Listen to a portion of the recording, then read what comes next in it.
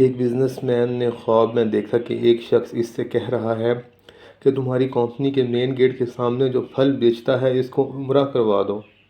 نیند سے بیدار ہوا تو اسے خواب اچھی طرح یاد تھا، مگر اس نے وہم جانا اور خواب کو نظر انداز کر دیا۔ 3 دن مسلسل ایک ہی خواب نظر آنے کے بعد وہ شخص امام کے پاس گیا اور خواب بیان کیا۔ امام صاحب نے کہا، اس شخص سے رابطہ کرو اور اسے عمرہ کروا دو۔ اگلے روز بزنس مین نے ایک ملازم سے اس پھل فروش کا نمبر معلوم کرنے کو کہا۔ بزنس مین نے فون پر اس پھل فروش سے رابطہ کیا اور کہا کہ مجھے خواب میں کہا گیا ہے کہ میں تمہیں عمرہ کرواؤں، لہٰذا میں اس نیک کام کی تکمیل کرنا چاہتا ہوں۔ پھل فروش زور سے ہنسا اور کہنے لگا، کیا بات کرتے ہو بھائی، میں نے تو مدت ہوئی کبھی فرض نماز ادا نہیں کی اور تم کہتے ہو کہ تم مجھے عمرہ کروانا چاہتے ہو۔ بزنس مین اصرار کرنے لگا اور اسے سمجھایا کہ میرے بھائی، میں تمہیں عمرہ کروانا چاہتا ہوں، سارا خرچہ میرا ہوگا۔ خاصی بحث کے بعد آدمی اس شرط پر رضامند ہوا کہ ٹھیک ہے، تمہارے ساتھ عمرہ کروں گا، مگر تمام اخراجات تمہارے ذمہ ہوں گے۔ وقت مقررہ پر جب ایک دوسرے کو ملے تو بزنس مین نے دیکھا واقعی وہ شخص شکل و صورت سے کوئی اچھا انسان نہیں دکھائی دے رہا تھا۔ اس کے چہرے سے عیاں تھا کہ وہ نماز کم ہی پڑھتا ہے۔ اسے بڑا تعجب ہوا کہ یہ وہی شخص ہے جسے عمرہ کرنے کے لیے خواب میں 3 مرتبہ کہا گیا ہے۔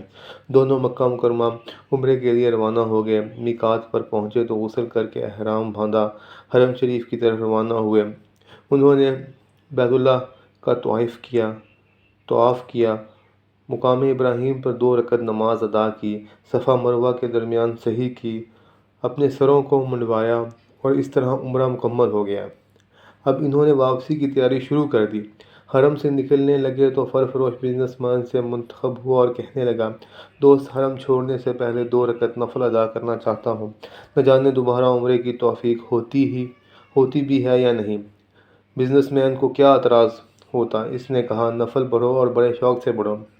پھل فروش نے اس کے سامنے نفل ادا کرنا شروع کر دیے۔ جب سجدے میں گیا تو اس کا سجدہ طویل سے طویل تر ہوتا چلا گیا۔ جب کافی دیر گزر گئی تو بزنس مین نے اسے بلایا اور جب کوئی حرکت نہیں ہوئی تو اسے معلوم ہوا کہ پھل فروش کی روح سجدے کی حالت میں پرواز کر چکی ہے۔ پھل فروش کی موت پر اسے بڑا رشک آیا۔ وہ رو پڑا کہ یہ تو حسن خاتمہ ہے، کاش ایسی موت میرے نصیب میں بھی ہوتی۔ اس خوش قسمت انسان کو غسل دیا گیا اور حرم میں ہی اس کی نماز جنازہ ادا کی گئی۔ ہزاروں فرزندان اسلام کو اس کا جنازہ پڑھا۔ وفات کی اطلاع اس کے گھر کو دی جا چکی تھی۔ بزنس مین نے اس کے گھر کا تمام خرچہ اپنے ذمہ لے لیا۔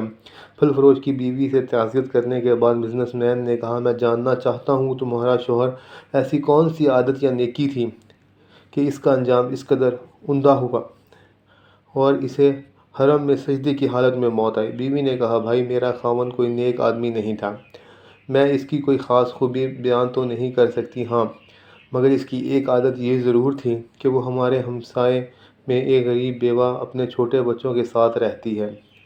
میرا شوہر روزانہ بازار جاتا اور جو چیز اپنے بچوں کے لیے کھانے پینے کے لیے لاتا وہ اس بیوہ اور اس کے یتیم بچوں کے لیے بھی لے آتا اور اس کے دروازے پر رکھ کر اسے آواز دیتا، اے بہن، میں نے کھانا باہر رکھ لیا ہے، اسے اٹھا لو۔ یہ بیوہ عورت کھانا اٹھاتی اور آسمان کی طرف سر اٹھا کر دیکھتی اور کہتی، اے اللہ رب العزت، آج پھر اس نے میرے بھوکے بچوں کو کھانا کھلایا، اے اللہ رب العزت، اس کا خاتمہ ایمان پر فرما۔ وما علینا الا البلاغ۔